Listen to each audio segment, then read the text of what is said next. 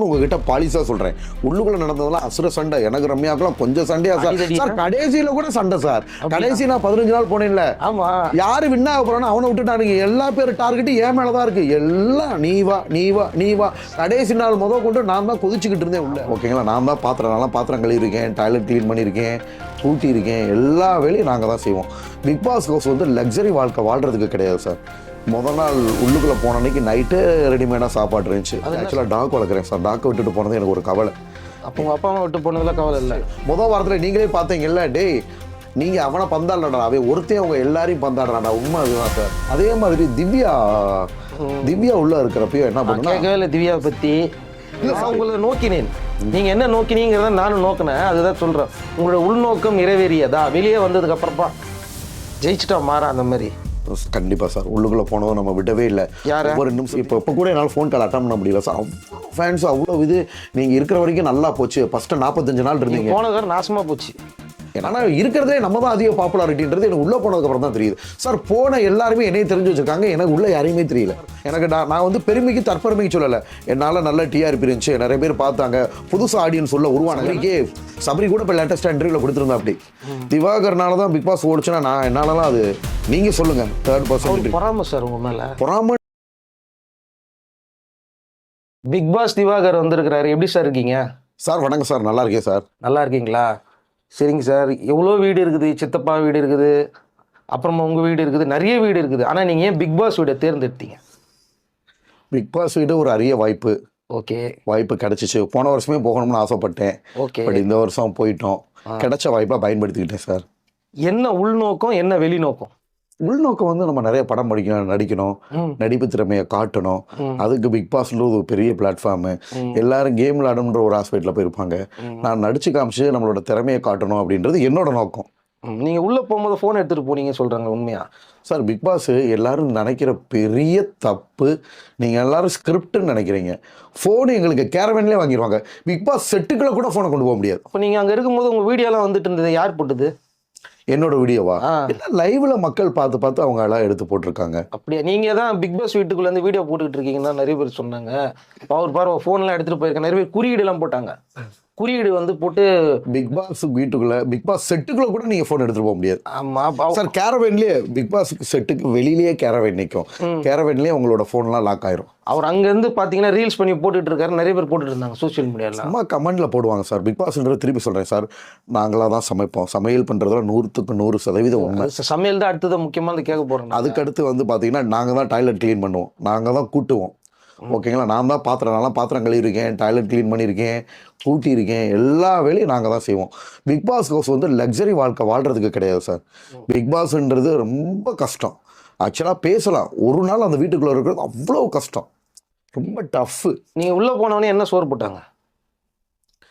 முதல் நாள் உள்ளுக்குள்ளே போன அன்னைக்கு நைட்டு ரெடிமேடாக சாப்பாடு இருந்துச்சு. அது என்ன சாப்பாடு?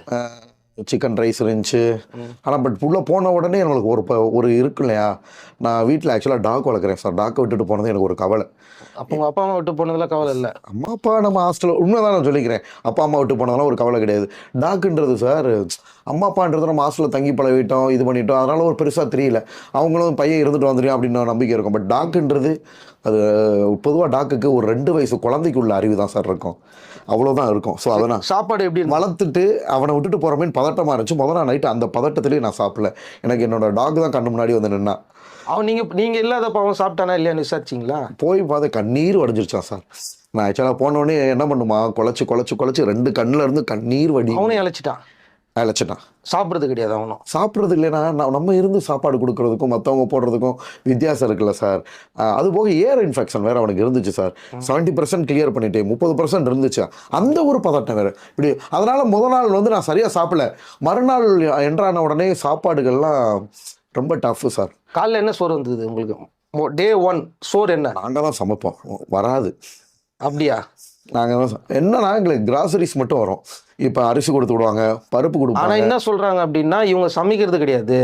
இந்த பக்கம் பிக் பாஸ் ஒரு அடுப்பு வச்சுக்கிறாரு, அவர் தான் சமைச்சு கொடுக்குறாரு, இவங்களுக்கு யாருக்கும் சமைக்க தெரியாது அப்படின்றது தெய்வ வாய்க்கு மாதிரி. பிக் பாஸ்லாம் நாங்கள் பார்க்கலாம் முடியாது சார். அவர் தான் அடுப்பு அந்த பக்கம் வச்சு சமைச்சு உங்களுக்கு ஒன்று கொடுத்துருக்காரு. கிச்சன் இருக்கு இல்லையா, கிச்சனில் நீங்கள் தான் பார்ப்பீங்களே, கிச்சனில் சண்டை சமையல் சார். இவங்க என்ன சொல்கிறாங்கன்னா, வெறும் இவங்க சார் க்ளோஸ் அப் மட்டும்தான் வைக்கிறாங்க, பிக் பாஸ் அந்த பக்கம் அடுப்பு வச்சு சூடு பண்ணி ஒன்று அனுப்புறாரு. இவங்க அதை தான் எடுத்து காட்டுறாங்க. ஏன் ஃபுல்லாக சமைக்கிறத காட்ட மாட்டேன்றாங்க? ஒரு குற்றச்சாட்டு வந்தா இல்லையா? நீங்க சொல்லுங்க. நியாயம் நான் கேட்குறது நியாயமா? இதெல்லாம் பெரிய கேட்குற கொஸ்டின். நம்ம நிஜமா கேஸ் அடுப்பு இருக்கும். ஓகே, அதில் சமைச்சு நான் கிட்டத்தட்ட நிறைய அடுப்புகள் இருக்கும். அதில் வந்துகிட்டே இருக்கிறத நிறைய டைம் காமிச்சிருக்காங்க. நாங்களே கிச்சனில் உட்காந்து முதல் நாள் காலையில் என்ன சமைச்சிங்க? அப்போ நான் நீங்களே ஃபஸ்ட்டு உள்ளே போனோடனே கனியாக்கா தான் நல்லா எல்லாருக்கும் சமைச்சாங்க சார். இல்லை என்ன சமைச்சாங்க சொல்லுங்க. வெறும் அரிசி வந்துச்சு. அரிசியை வச்சு ஈவன் டிஃபன் ஐட்டம் கூட பார்க்க முடியாது. அரிசி வரும், கோதுமை மாவு கொஞ்சம் வரும், புளியே வராது. என்ன சாம்பாரா? இது என்ன செஞ்சீங்க? புளி வராது. ஓகேங்களா? புளி வராது. அப்போ காரக்குழம்பு எப்படி வைக்கிறது? புளி இல்லாமல் தான் வைக்கிறோம். புளி இருக்காது. ஓகேங்களா? அதுக்கப்புறம் சீனி இருக்காது. புளி இருக்காது, சீனி இருக்காது. எப்படி குடிப்பீங்க? அதுதான் சொல்ல வரேன். ரொம்ப லிமிட்டடா, அதாவது சீனியாவது லிமிட்டடா இருக்கும். ரொம்ப கம்மியா கொடுத்துருப்பாங்க. ஒரு ஆளுக்கு 1 ஸ்பூன் 1/2 ஸ்பூன் இப்படிதான். இது வந்து சுத்தமா புளியே இருக்காது, காரத்தூள் இருக்காது, மிளகா அப்படியே இருக்காது. மிளகா அப்படி இல்லாமல் நாங்கள் என்ன தெரியுமா சாப்பாடு சாப்பிடுவோம் சார்? சாதம் வடிச்சிருவாங்க சார். அந்த இது இருக்குல்ல, பாசிப்பயிறு குட்டி குட்டியாக பயிர் இருக்குல்ல, அந்த பாசிப்பயிரை போட்டு அதை நல்லா வேக வச்சு சாப்பாடு மேலே அந்த பாசிப்பயிரை ஊற்றி அப்படி சாப்பிட்டுக்கிறோம். ஏன் மிளகாத்தூள் தரலன்னா நீங்கள் எல்லாரும் கோவப்பட போறீங்கன்றதுனால தான் மிளகாத்தூள் தரல. புளியும் இல்லை, புளியும் மிளகாப்பும் சுத்தமா இல்லை. ஆமா சார், இதெல்லாம் சாப்பிட்டு ஏதாவது பச்சை மிளகாவும் இல்லை. ஆமா சார், இது உள்ள போயிட்டு ஏற்கனவே எல்லாம் கோவமா இருக்கிறீங்க. இன்னும் மிளகாத்தூள் சாப்பிட்டீங்கன்னா இன்னும் கோவம் ஜாஸ்தி ஆகும். அதனால அதை அவாய்ட் பண்றாங்க. அது இது ஒரு விஷயம் இருக்குது அதுல. அதனால தானே உங்ககிட்ட என்ன அதான் யோசிப்பேன், ஏன் புளி கொடுக்க மாட்டேங்கிறாங்க? மிளகாத்தூள் கிடையாது, சீனி கிடையாது. மிளகாத்தூள் கொடுத்து இன்னும் கோவமாயி எல்லாம் காதை கஷ்டிங்க. எல்லாரும் மாத்தி காதை கடிக்க ஆரம்பிச்சுன்னாச்சு. ஏன்னா கிட்டத்தட்ட அப்படிதான் போச்சு உள்ள சண்டைலாம் நாங்கள் பார்க்கும்போது. 4வது வாரம்லாம் சுத்தமா சாப்பாடு இல்லை சார். சாப்பாடு டெஸ்க்கு யூனிஃபார்ம் கொடுத்துட்டாங்க, எதுவுமே இல்லை.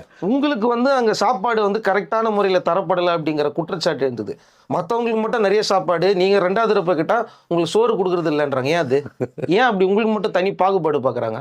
இல்ல சார், ஆக்சுவலா உண்மைதானே, பொய் சொல்லக்கூடாது. சாப்பாடு பொறுத்த வரைக்கும் எனக்கு எல்லாருமே நல்லா கவனிச்சாங்க. பொய். நீங்க 2வது தடவை போய் சோறு கேட்கறீங்க. ஒரு சில நேரம் இல்ல, நான் எதுக்கு சண்டை போட்டேன்னா கப்ல எல்லாருக்கும் சாப்பாடு வைக்க ஆரம்பிச்சாங்க, அதுக்கு தான் நான் சண்டை போட்டேன். அது கிடையாது.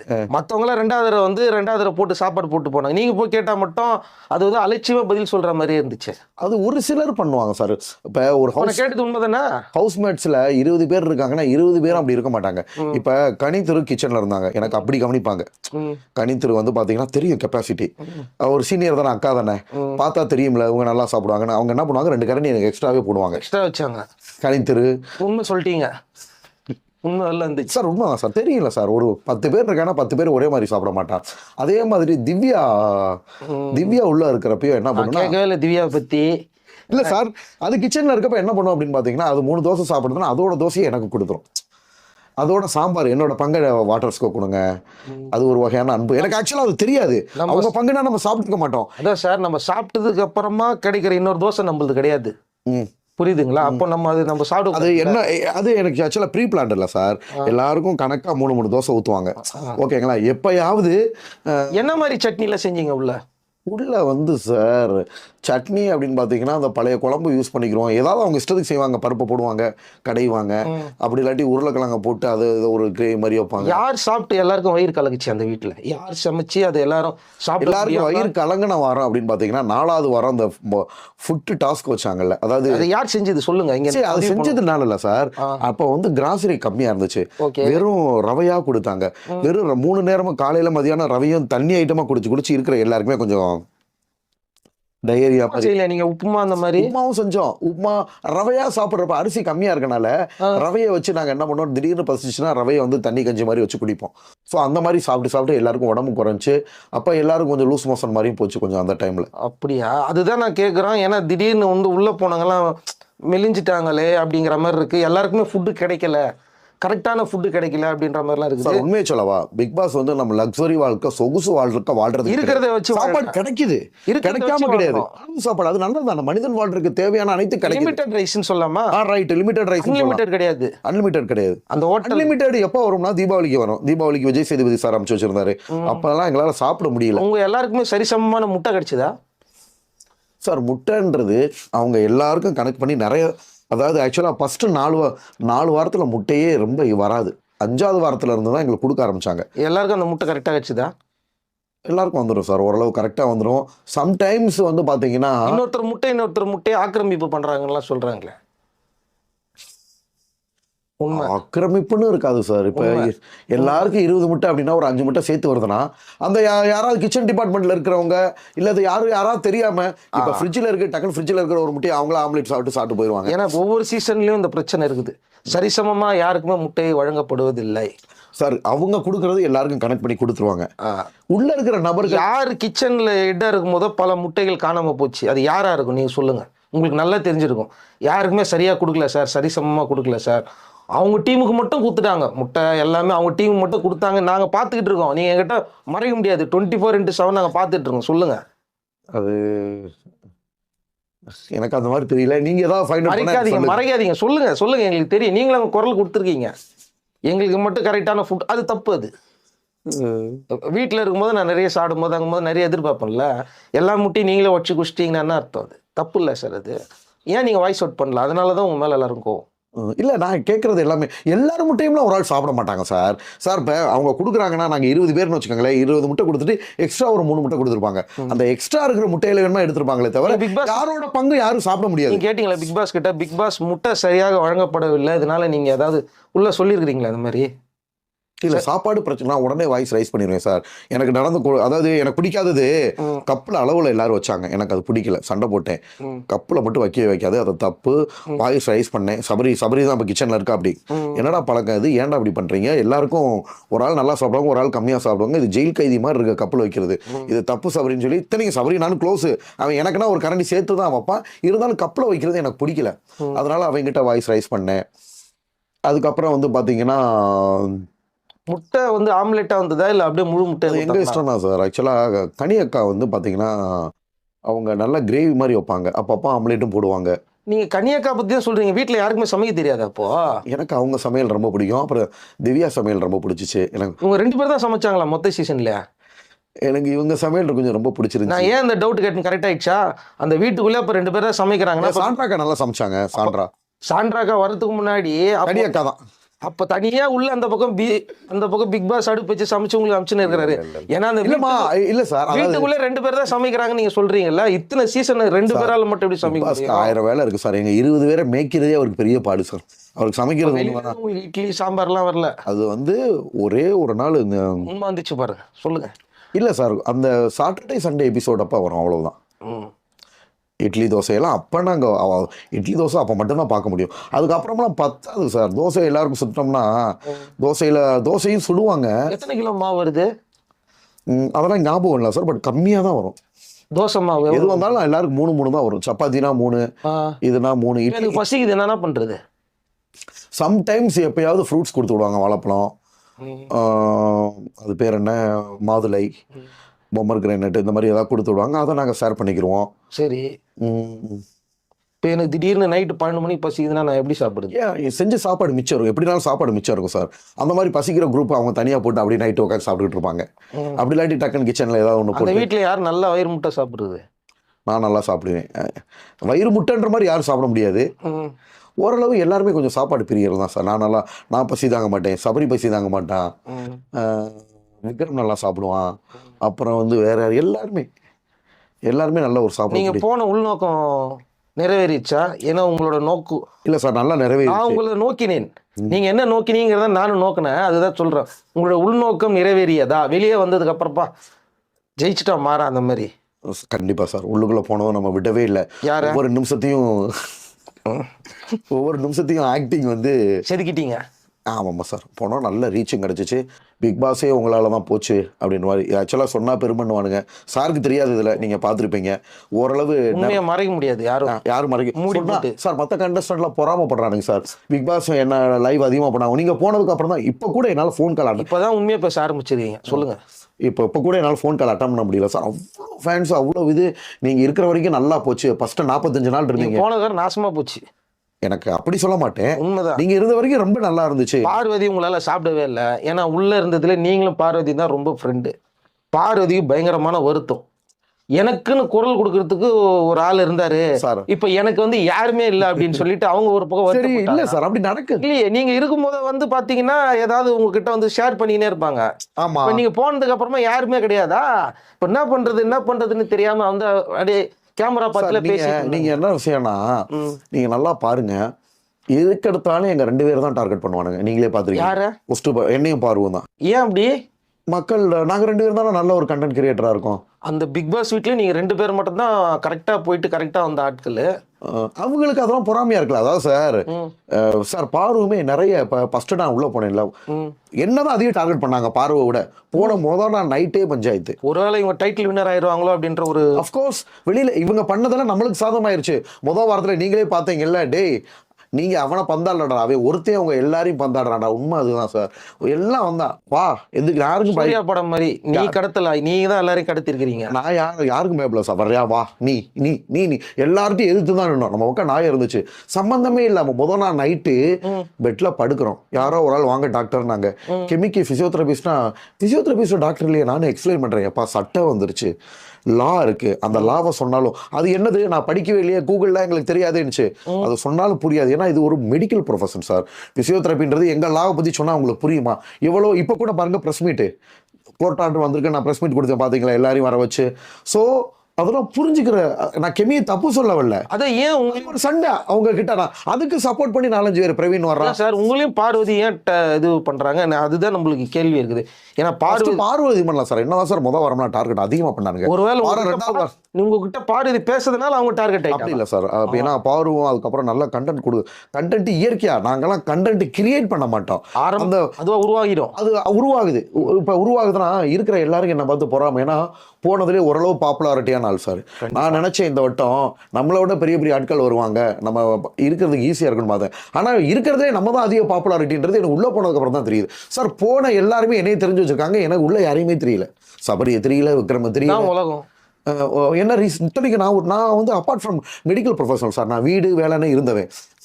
யூடியூப் உங்க எல்லாருக்குமே தெரியும், எந்த ஒரு சோசியல் சமூக வலைதளங்கள்ல எனக்கு இது கிடையாது. ஒரு வருஷம் பொதுமக்கள்கிட்ட நான் ஃபேமஸ். இவங்களை தெரிஞ்சு வச்சுக்கிறதுக்கு எனக்கே அந்த வீட்டுக்குள்ள வரவங்க யாருன்னே தெரியல. உண்மை அதுதானே. எல்லாருமே தெரிஞ்சு வச்சிருக்காங்க சார். என்ன சொன்னா கேட்டா பொறாமப்படுவாங்க சார். எனக்கு நான் வந்து பெருமைக்கு தற்பெருமைக்கு சொல்லல. என்னால நல்ல டிஆர்பி இருந்துச்சு, நிறைய பேர் பார்த்தாங்க, புதுசா ஆடியன்ஸ் உள்ள உருவானாங்க. எனக்கும் பாருங்க அந்த வீட்டுக்குள்ள விஜய் பார்வதினா யாருன்னு சரியா தெரியல, கமருதீன்னா யாருன்னு தெரியல, அப்புறம் கனி மேடம் வந்து யாருன்னே தெரியல, அவங்க வந்து குக்வித் கோமாளில இருந்தாங்களான்னு எனக்கு தெரியல. அதே மாதிரி வந்து பாத்தீங்கன்னா சார் நீங்க உண்மையை சொல்லணும், ஏன்னா உங்க வாய்ஸ் எல்லாரும் கேட்பாங்க. அப்புறம் என்னைய தற்பெருமை பேசுறேன்னு நினைச்சு கிடையாது இல்ல. திவ்யா சீரியல்ல நடிச்சாங்கன்றது எனக்கு தெரியாது. அதே மாதிரி வந்து பாத்தீங்கன்னா அது மாதிரி உள்ள வந்து யார் யாருன்றது வந்து நம்மளுக்கு சாண்ட்ரா அப்படிங்கிறவங்க வந்து பிரஜன் இவங்கெல்லாம் எனக்கு வந்து ஏற்கனவே இவங்க பிஜேவா இருந்தாங்கன்னு கூட நம்மளுக்கு தெரியல. ஸோ இது மாதிரி நீங்க பிரச்சனைனாலாம் நாங்க ஸ்கூல்ல படிக்கிற காலத்துல இருந்து அவர் இருந்திருக்காரு. அவர் வந்து ரொம்ப சீனியர், எனக்கே தெரியாது. இவங்க அப்ப கூட நான் ஒரு தடவை ஃபைட்ல வந்து கேட்டாங்க, நீங்க ஏன் கூட சண்டை போட்டு ஃபேமஸ் ஆகணும்னு நினைக்கிறீங்க அப்படின்னு கேட்டாரா. நான் அவர்கிட்ட உங்களெல்லாம் யாருன்னு உடனே அவர் என்ன சொன்னாரு, உங்களுக்கு 2 பேரும் சண்டை வந்ததுதானே எல்லாரும் கடையிலயும் சண்டை வர்றதானே சார். அவர் பயங்கர கோவக்காராச்சு, அதான் கேட்டேன். நிஜமா பயங்கர கோவம் வருதுல அவருக்கு. கண்ட்ரோல் பண்ணிக்கிறார். கோவப்பட்டாலும் அதுக்காக எக்ஸ்ட்ரீம் போக மாட்டாரு. சில தப்பா சண்டை போட்டாலுமே அதை புரிஞ்சுக்கிட்டாருன்னா அவரு. இப்போ உங்களை நோக்கி ஒரு நைட்டு உங்களை நோக்கி வந்தாங்க 5 பேர்கிட்ட வந்து பயங்கரமா சுத்து போட்டு சொல்றீங்க சண்டை போட்டுட்டு இருந்தாங்க. அப்போ சுத்து போட்டு சண்டை போடும் போது நீங்க என்ன நினைச்சீங்க மனசுக்குள்ள? இப்படியே நம்ம போயிடலாமா, பிக் பாஸ் வீடியோ வேணாம் அப்படி நான் நினைக்கிறேன். எதிர்த்து ஃபைட் பண்றாரு, அவங்களை தெரிஞ்சுக்கிட்டு பிளான் பண்ணி சண்டை வைக்க வர்றாங்க. ஏன்னா இருக்கிறதுல வந்து நம்ம கொஞ்சம் முகம் தெரிஞ்சா கொஞ்சம் ஓரளவு உங்களை ஓட்டினா கொஞ்சம் இதுவாயிரும் அப்படின்னு எல்லாருக்கும் டார்கெட். கடைசியில் அவங்களே மனசு கேட்காம கூப்பிட்டு பேசிட்டாங்க. சாரிப்பா டயர்டு இல்லை சார், அவங்களே மனசு கேட்கல. நாங்க வந்து வேற வழியில் உள்ள வந்துட்டு ஒரு இதுக்காக நாங்க சண்டை போட்டோம். மற்றபடி நீ ஓட்டுல வந்து நீ தான் நம்பர் 1 இருக்குன்றதை எக்ஸ்போஸ் பண்ணது அவங்க தான். எத்தனை லட்சம் ஓட்டு வந்தது உங்களுக்கு? லேக்ஸ் கணக்கில் சார், எவ்வளோன்றது தெரியல. பட் அதிகம் ஃபர்ஸ்ட் லேக்ஸ் கணக்கில் ஓட்டு வாங்கினதே நான் தான். அதிகம் ஓட்ஸ் நீங்க வெளியில இருந்து பார்த்துருப்பீங்களா, உங்களுக்கு தெரியாது இல்லை. ஏன்னா ஓவியா வந்து 2 கோடி ரூபாய் 2 கோடி ஓட்டு வாங்கினாங்க கேள்விப்பட்டேன்.